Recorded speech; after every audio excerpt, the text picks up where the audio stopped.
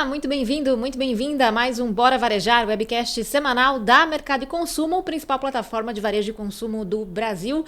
Eu sou a Ana Freitas, editora-chefe da plataforma, e semanalmente você acompanha aqui o nosso webcast falando sobre varejo, consumo, tendências do food service, franquias, shopping centers, enfim, tudo que envolve aí esses temas. No nosso portal também você acompanha notícias sobre esses assuntos aí diariamente em tempo real, mercadoeconsumo.com.br. Hoje a gente está aqui para falar de crédito e da oferta de crédito, como anda a oferta de crédito aqui no Brasil, inclusive que empresas estão entrando nesse segmento agora e por quê. E para falar sobre tudo isso aqui, antes de mais nada, vou apresentar o nosso co-host, que é o Gustavo Groman, editor da Mercado e Consumo. Tudo bem, Gustavo? Tudo bem, Ana. Sempre um prazer participar do Bora Varejar. Prazer é nosso. E para falar sobre tudo isso comigo e com o Gustavo, recebemos aqui o Danilo Coelho, diretor executivo de produtos da Quod. Tudo bem, Danilo? Bem-vindo. Tudo bom. Prazer aí estar conversando com vocês. Prazer também receber você aqui.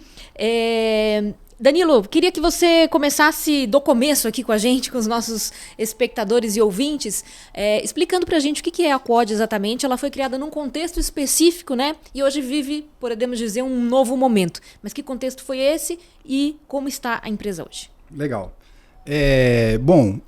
Falando um pouquinho da história da análise de crédito no Brasil, né? Porque a Quod nasce um pouco dentro desse contexto.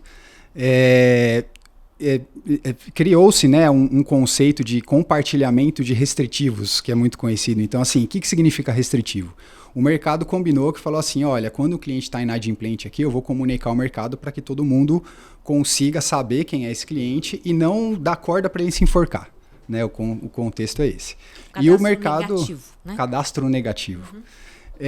E o mercado já está bem maduro em relação a isso e está usando bastante esse dado. Foi quando veio a ideia do cadastro positivo. O que é, no fundo? É assim, poxa, eu sei, tá bom, eu sei quem está devendo e quem não está. Mas eu queria saber mais, eu queria saber o lado positivo da história, que é assim, quem está pagando nunca teve nenhum problema de inadimplência, tá misturado com quem nunca teve crédito. Então, assim, ficava difícil de eu enxergar quem é o bom. Eu enxergava bem quem é o mal, né? E ainda enxergo. E o cadastro positivo nasceu num contexto assim, poxa, precisamos aumentar o nível de informação que é compartilhada dentro do sistema. A Quod nasceu dentro desse contexto, né? São os 5 bancos fundadores, né? O Itaú, Bradesco, Santander, a Caixa e o Banco do Brasil, que se juntaram e falaram, a gente tem que potencializar esse mercado, criaram uma empresa que é a Quod hoje. E de lá para cá, a gente sim, o cadastro positivo já é uma realidade, já faz alguns anos, para o mercado inclusive, né? E a Quod hoje é uma data tech, né? Então assim, o que é isso? A gente junta tecnologia com dados, inclusive o cadastro positivo, para fazer ferramentas de decisão para vender para o mercado, para quem precisa tomar uma decisão, tanto de crédito, quanto de cobrança, quanto de prevenção à fraude, e até dentro do contexto de crédito, oferta de crédito, né? Qual que é o produto certo, que tem muito a ver com inadimplência, aí, talvez o nosso papo aí. Qual é o produto certo que eu dou para o cliente certo, né? Se o mercado conseguir acertar a mão nisso bem, o crédito é muito sustentável para a sociedade, né? Você falou das instituições financeiras que se juntaram para criar, e aí você usou essa palavra data tech, né? Então, essas instituições, o que elas fazem? Elas trocam essas informações, é isso? Para formar um grande banco de dados? Hoje em dia, o cadastro positivo, no fundo, é uma junção de não só dos acionistas, os acionistas foram quem fundou a empresa, mas hoje é uma empresa independente. O cadastro positivo é um mercado financeiro inteiro que compartilha dados, tá? E tem uma organização disso periódica de envio, e a gente recebe esses dados, trata esses dados, interpreta os dados e transforma em produto. Hoje costuma-se muito falar que o dado é o novo petróleo, né? No fundo, assim, esse petróleo, todo mundo está jogando petróleo para um barril. O que a gente faz é transformar esse petróleo em gasolina, em plástico, em asfalto. Eu ia falar isso. E aí é como que eu vendo. Porque se você me der um barril de petróleo hoje, eu não tem serventia nenhuma. Precisa saber transformar em produto. A gente brinca sobre isso, Danilo, até em vários episódios que a gente grava aqui no Bora Varejar, que não necessariamente tem a ver com crédito, né? Mas nessa questão dos dados, né? De como eles já existem há algum tempo, já é entendida a importância deles, mas o que fazer com eles parece que está começando agora, né? Perfeito. Então, isso que você falou, barril de petróleo é uma coisa. Agora, transformar em gasolina, em borracha, e sei lá o quê, aí é outra coisa. E parece que chegou a hora disso acontecer. É isso aí. O que são as gasolinas, as borrachas? Que tipo de produto a gente está falando? A gente tem uma característica de perfil, né? Digamos assim, imagina que eu estudo todos os clientes que são adimplentes e os inadimplentes também. E eu posso aplicar isso para fraude também, mas vamos pegar o contexto de adimplência. E eu monto uma fotografia da pessoa. Falo assim, olha, essa pessoa tem perfil de pagador ou não pagador. Isso vira um score, no fundo, né? Que a gente transforma em score. Mas, no fundo, o score é uma probabilidade e ela é uma régua de mensuração de risco, se o cliente vai ser um bom pagador ou não. Isso ajuda muito a instituição saber que produto dá, se dá ou não, que produto dá e que taxa cobrar, inclusive, né? Então, eu acho que esse é um principal produto que é mais sofisticado, vou chamar assim. A gente usa machine learning, inteligência artificial para fazer tudo isso daí, né? Agora, tem outros produtos também que são mais pragmáticos, digamos assim. Por exemplo, checagem cadastral. Então, assim, quando o cliente está numa loja querendo comprar alguma coisa, ele dá uns dados cadastrais, a gente tem como eu tenho informação holística da pessoa, vou chamar assim, eu consigo saber, será que esse endereço que ela está passando é esse mesmo ou não? Então entra um pouco nesse contexto de identidade, talvez digital, né? De saber se a pessoa é ela mesma. E também, dado que é ela mesma, se ela tem condição de arcar com aquele crédito, eventualmente, ou com aquela compra que ela está fazendo, né? Sim. Então, acho que isso é nesse contexto. Vocês pegam aquelas pessoas que não estão inseridas, por exemplo, no mercado financeiro tradicional? Porque Sim. A gente está falando, eventualmente, também de potenciais bons pagadores que às vezes ficavam esquecidos, né? Sim. Pelo mercado. Perfeito. Como eu comentei, a gente é uma Datatech, e Datatech busca dados em vários lugares, não só no sistema financeiro, cadastro positivo. Então, a gente usa muito dado também de fonte pública e também de parcerias, né? Então, a gente está usando dado de telefonia, por exemplo, né? Que tem muitos clientes que... A informação de quem tem comportamento de crédito, ela de fato é muito forte para delimitar o perfil. E de quem não tem, a gente vai buscar informações em dados alternativos. Esse, por exemplo, né? De telefonia, que hoje em dia todo mundo tem um telefone, né? E esse tipo de coisa que a gente vai buscar. Então, a gente tem informação da população quase inteira. Você falou do surgimento da CODE, né, das 5 instituições financeiras aqui do Brasil, falando um pouco do brasileiro, né, do público brasileiro. Qual que é a importância do crédito, Danilo?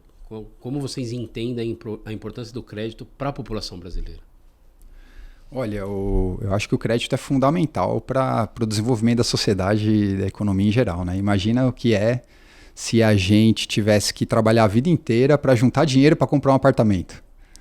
Assim, o número de desenvolvimento, ou até um carro, né? Poxa, quanto tempo eu tenho que trabalhar até ter dinheiro para comprar um carro?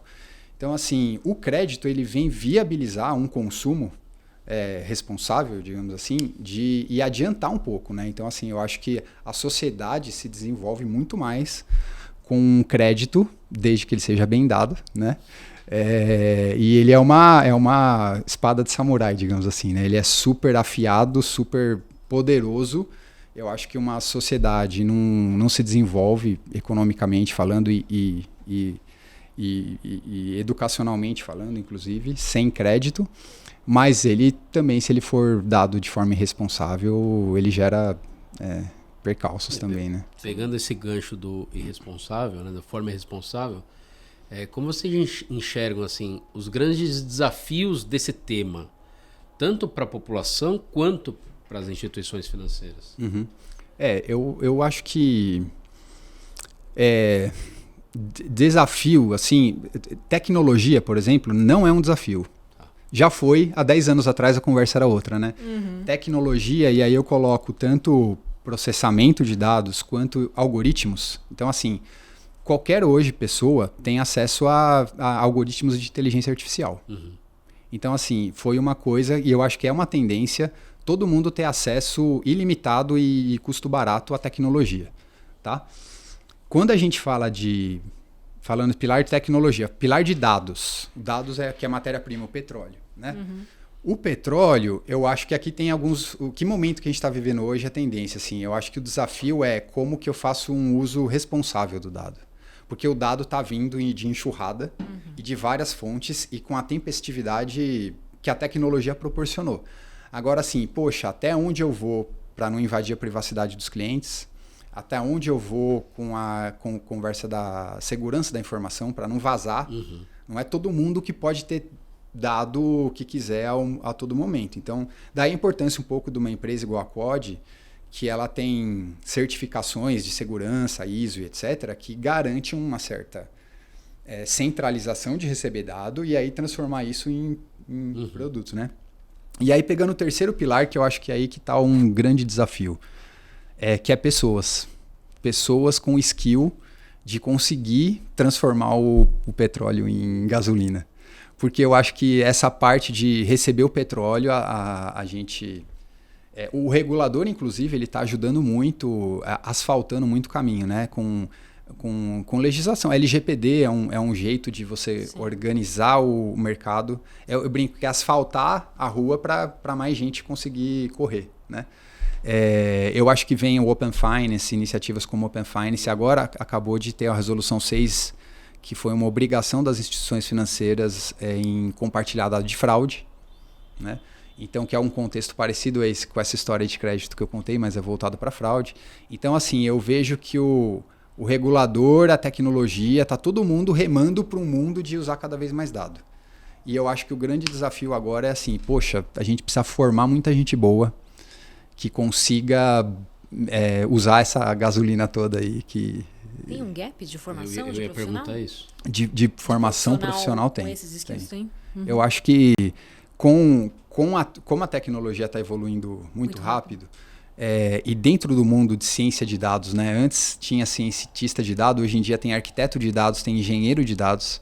Então, e tem muita gente que está... E não tem eu acho que o mundo acadêmico ainda está se preparando, tem MBA, especialização, etc., mas ainda não deu vazão. Eu sou formado em estatística, por exemplo, né? Então, eu estudo essa coisa de como extrair valor de dado desde a graduação. Desde sempre. Mas na minha época, poxa, a tecnologia não possibilita ter acesso a tanto dado como pode ter hoje. Então, assim, é uma enxurrada, é beber água de hidrante, né? Pra você deve ser incrível, não? Ou é assustador? É um parque de diversão. Né? Porque é isso, você falou de tecnologias aí, inteligência artificial, e a gente tá talvez no comecinho ainda de uso, né? Apesar de, como você falou, todo mundo pode ter acesso, mas a gente nem sabe direito como usar. Então, aí que a inteligência artificial e os algoritmos de inteligência artificial, vou chamar assim, a parte de inteligência, ela não é tão diferente da que eu estudava quando eu fazia estatística. O que mudou muito é a capacidade de processamento e acesso a dado. Então, naquela época, vamos falar de reconhecimento facial. Você não tinha como uma foto só, tem muitos pixels. Aí você tem milhões de fotos, assim, não conseguia aplicar a inteligência. Hoje em dia, a tecnologia veio e falou assim, tá aqui, o processamento está aqui. E aí você consegue aplicar a inteligência artificial em muitos lugares que antes eram impensáveis, né? E eu achando que a parte da facial era só uma questão de reconhecimento das câmeras. Nada vamos falar com estatística, o cara já vem falar dos pixels. Mais complexo. Do número de pixels. A foto tem que transformar em dado para que a inteligência artificial interprete, e o dado é o pixel, né? Então é isso. Como ele falou, para ele é um parque de diversões, para nós é a descida da montanha-russa, né? Assustador ainda. Mas eu gosto de montanha-russa. Eu gosto também, quando desce, mas enfim, tem aquele medinho no começo. Inovação causa esse... Exato. E como você falou, tá tudo tão...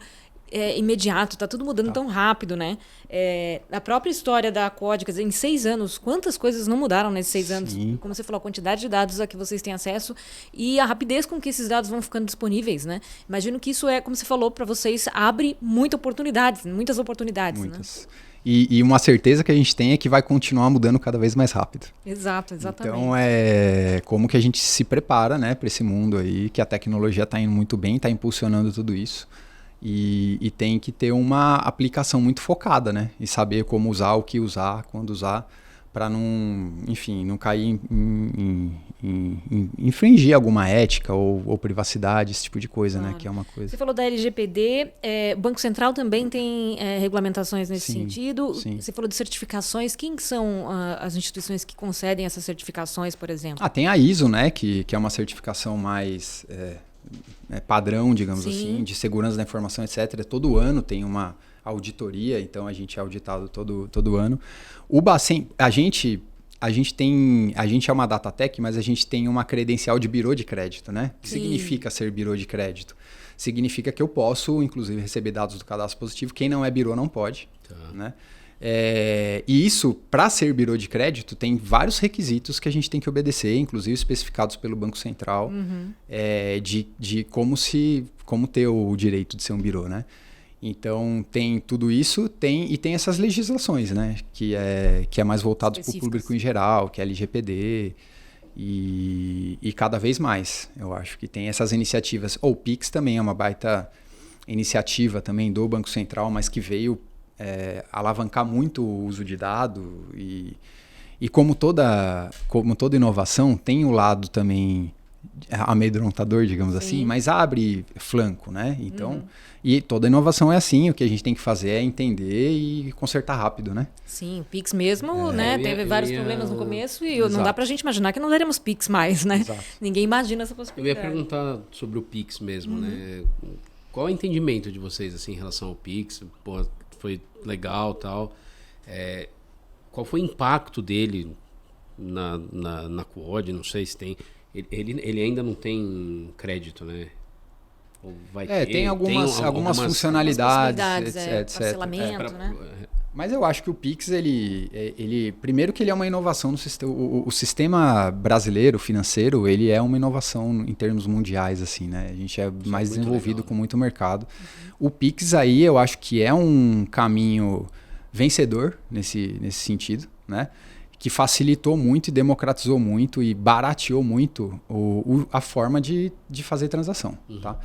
Como isso impacta a Quod? Impacta que aumenta o número de dados, aumenta, eu costumo dizer, o grau do óculos vai melhorando. Então você fala assim, eu começo a enxergar, quanto mais o cara transaciona e eu tenho acesso ao dado transacionado, por exemplo, quando não tinha Pix, ficava muito TED, DOC, e aí essas informações não estão abertas, disponíveis. Então, assim, tem essa questão. O Pix veio para catalisar muito o uso, e o uso traz dado, e aí dado melhora a lente do óculos. E muito mais gente usa Pix do que jamais usou DOC, provavelmente. Exatamente. Né? DOC, aliás, eu acho que está acabando, né?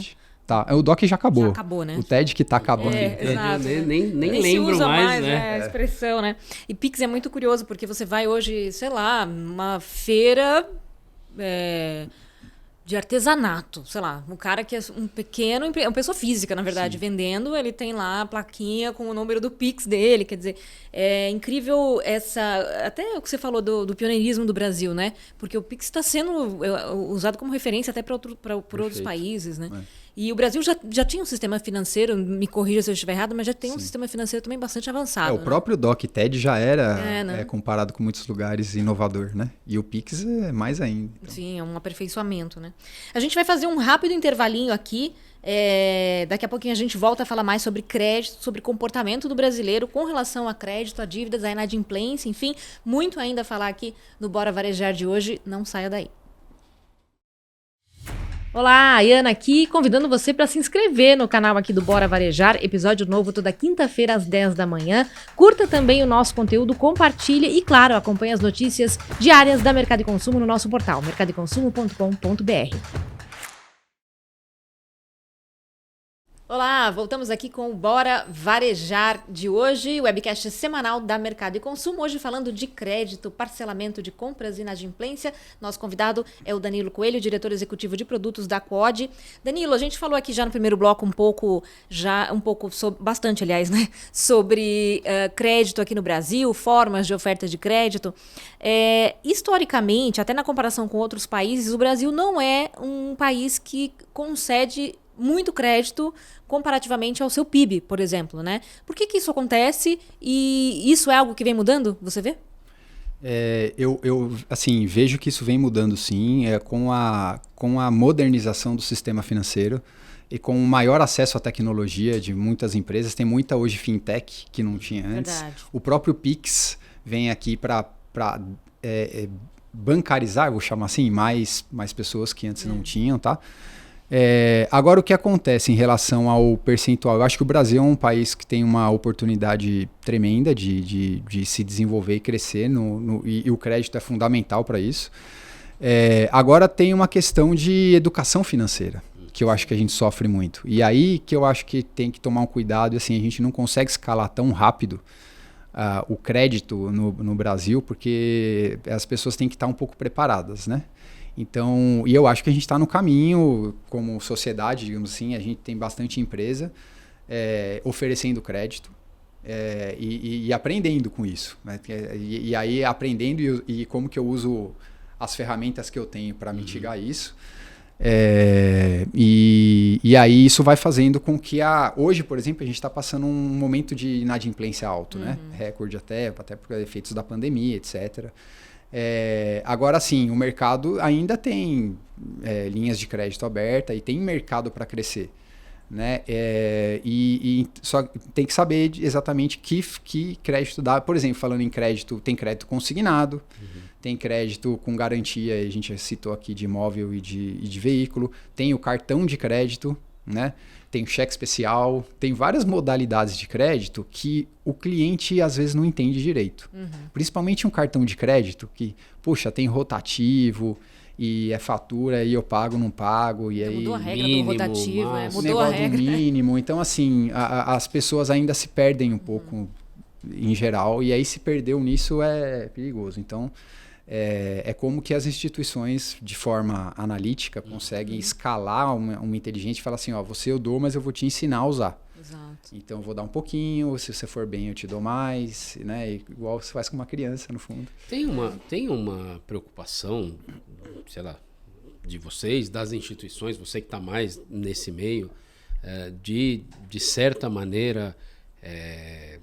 preencher esse gap de educação financeira que a gente tem no país, né? Porque a gente está... são 210, quantos? 210, 215 milhões de pessoas no país.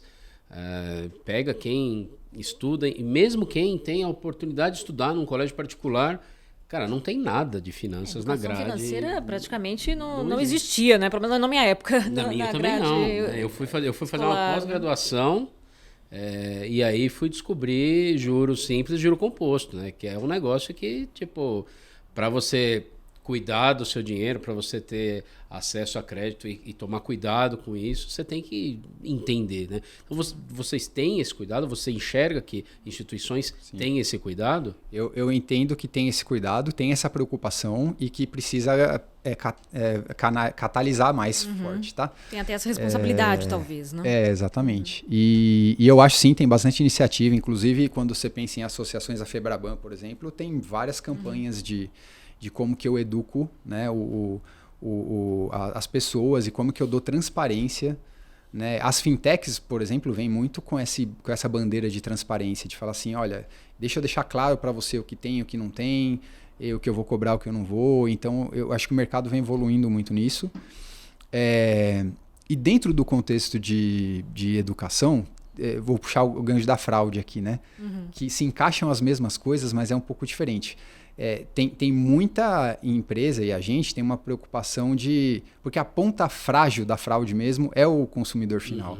E é a pessoa que é enganada. Então, assim, poxa, quando alguém rouba dado dela, quando alguém rouba documento dela, quando alguém pega e abre uma conta no nome dela laranja, a pessoa não tem nem essa conscientização, né? Então, esse não é um risco de inadimplência, mas é um risco de ser enganado. E tem muita campanha, né? Tem uma preocupação, estratégia de como é que eu treino essas pessoas, né? Agora tem uma questão de background aqui, falando mais de política, assim, né? Que tem que ter um background de educação básica, assim, que a gente tem que ir incrementando cada vez mais como sociedade. Total. Eu acho, você falou das fintechs, elas nasceram mesmo, quando foram se formando aqui no Brasil, pelo menos um pouco com essa ideia de educar as pessoas, né?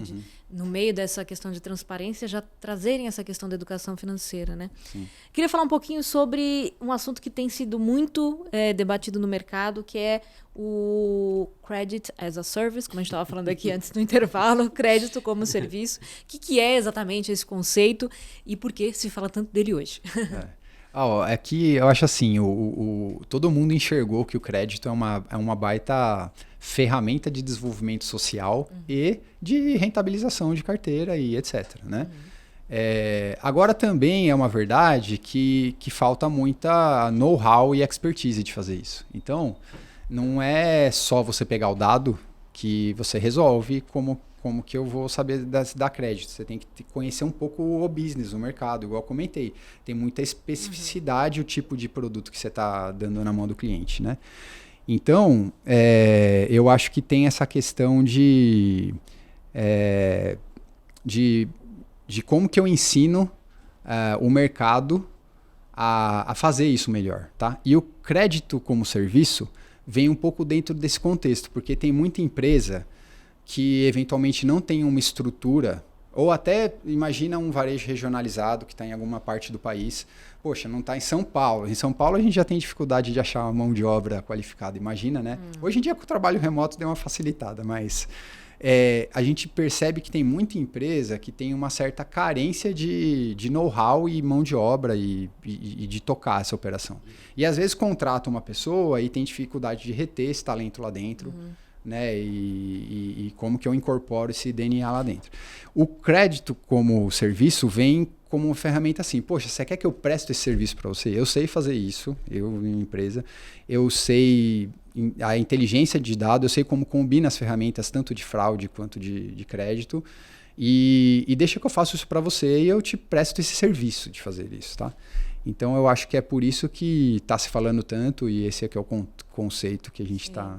É porque você está falando de varejistas que têm muito dado, né, de consumidor, tem capilaridade, às vezes está no Brasil inteiro, né? Enfim, é um mundo de informação aí que, de fato, quer dizer, é rico, mas precisa de pessoas que entendam e saibam como lidar com isso, né? E a questão de inadimplência, que a gente comentou aqui também, estamos num momento delicado, né, com relação a esse assunto.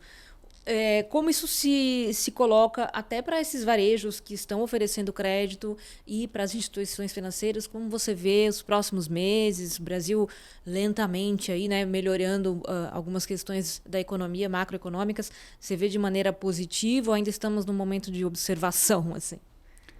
Olha, eu acho que ainda estamos no momento de observação, mas eu tenho uma visão otimista mais para frente e vários colegas acho que também têm, né, nas conversas que eu tenho de mercado.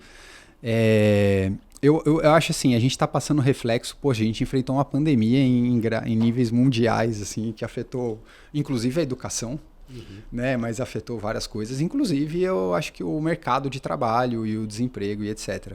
Junto com a pandemia, veio muita inovação tecnológica, veio muita fintech, veio o próprio Pix meio que apareceu no... Então, assim, a pandemia fez bancarizar muita gente, porque como as pessoas tinham que ficar em casa, pessoa que nem tinha acesso à conta corrente, nada, teve que abrir uma conta corrente para conseguir receber eventualmente uma Bolsa Família, etc. Então, teve muita gente que teve acesso ao mundo digital, mundo financeiro digital, e muita empresa nova, e aí veio muita oferta de crédito para essas pessoas. Então é muito comum hoje você pegar uma pessoa que recebeu oferta de 5, 6 players de cartão de crédito ao mesmo tempo. E aí essa pessoa, se ela não tem a consciência e o treinamento para usar, ela se perde às vezes. A educação financeira se perde. Eu acho que a gente está... assim, o mercado entendeu, eu acho que deu uma segurada nessa linha de vamos esperar, eu acho que a gente está ainda com a marcha assim, vamos dar uma segurada já faz um tempo. Mas eu acho que, assim, tem iniciativas, o próprio Desenrola, o governo está preocupado com isso, e todo mundo está preocupado com isso. Então, eu vejo que isso tem a ver com a taxa de juros, inclusive, né? Assim, como é que eu resolvo um pouco esse problema de inadimplência, e junto com a inadimplência vem a fraude, você vê? Fraude é uma coisa que cresceu demais também. Como tem muita empresa fintech abrindo, a tecnologia tirou as barreiras de entrada e tem muito acesso a dado e tem muito fraudador. Fraudador também é uma característica do Brasil específica aqui. Tem muita gente profissional. Eu ia falar que me parece que assim, tem aí você me fala se a impressão é válida, né? No momento em que tem um aumento ali, tem um aumento das fraudes junto, né? Uhum. Mas aí precisa de um período de adaptação para barrar isso, para entender essas fraudes, e aí depois dar uma assentada. Como com o Pix, né? Talvez. A gente está indo para esse momento, talvez, de dar uma assentada. Eu acho que a gente já está assentando para começar a escalar de novo, tá? Uhum. Então, assim, coisas pro ano que vem, assim, eu já sou mais otimista. Eu acho que vai ter bastante oportunidade de abrir crédito e baixar a taxa de juros e etc. Essa questão da fraude é muito complexa mesmo, né? E aí você falando da característica do Brasil, porque é isso, né? Tem uma facilidade que é incrível, que é o Pix, por exemplo, e populariza, né? Uma forma de transacionar ali que muita gente absolutamente não fazia, usava dinheiro mesmo. É incrível. Aí vem um monte de fraude, aí vamos ver o que dá para corrigir, limite aqui, limite ali, né? Todo mundo coloca limite no seu Pix e tal. Golpe mesmo de banco.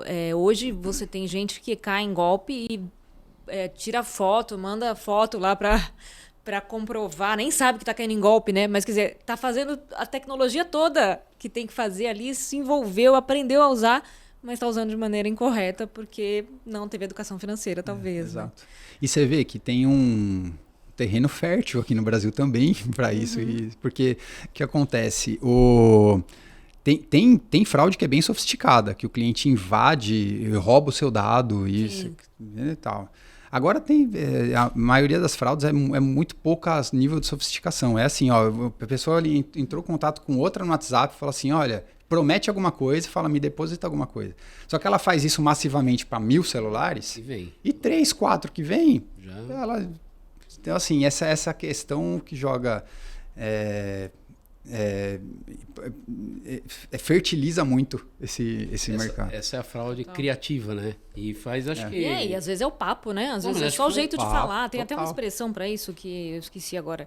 Que é essa conversa que você vai levando a pessoa a, sem perceber, dar a sua senha, digitar dados, enfim, a pessoa nem percebe, depois fala, não, eu não dei minha senha, mas na verdade ela deu e não eu acho que foi a semana passada que eu mandei no grupo da Mercado de Consumo avisando, porque um tio meu me alertou, né?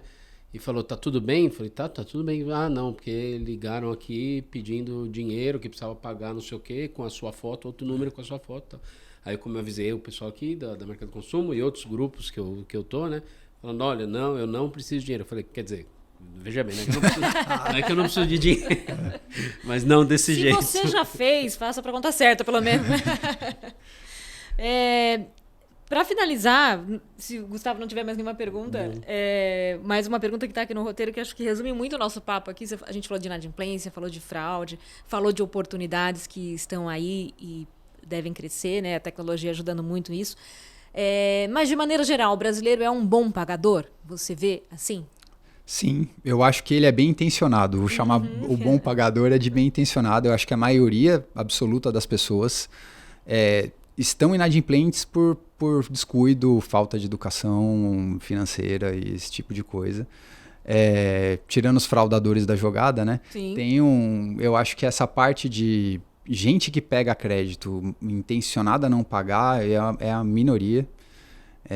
E eu acho que é o que torna o Brasil atraente, né, para esse mercado, porque de fato é. Total. Muito bom, Danilo Coelho, diretor executivo de produtos da COD. Antes da gente finalizar, a gente tem um quadro que a gente chama de check-out aqui, em que a gente pede que o nosso convidado olhe aqui para a câmera e dê um recado final aí para o nosso consumidor, para o nosso ouvinte, espectador, leitor da Mercado e Consumo também, enfim, resumindo um pouco aqui o papo que a gente teve e que recado você acha que é importante dar diante de tudo que a gente falou. Bacana. Bom, eu acho que o resumo aqui da conversa e da mensagem principal, né? A gente falou muito de inteligência aqui, de dados e analytics e como que eu uso isso para fazer uma melhor gestão de crédito, cobrança, fraude, etc. Né? E aqui o que acontece, eu acho que a principal mensagem é assim, procurem gente que consiga ajudar nessa jornada, né? De entendimento, de crescimento de dado, porque a tecnologia está aí, como eu comentei, né? O acesso a dado, cada vez mais o regulador está pavimentando esse movimento, e esse caminho de uso de dados de inteligência, ela é sem volta, assim, ele só vai aumentar ao longo do tempo.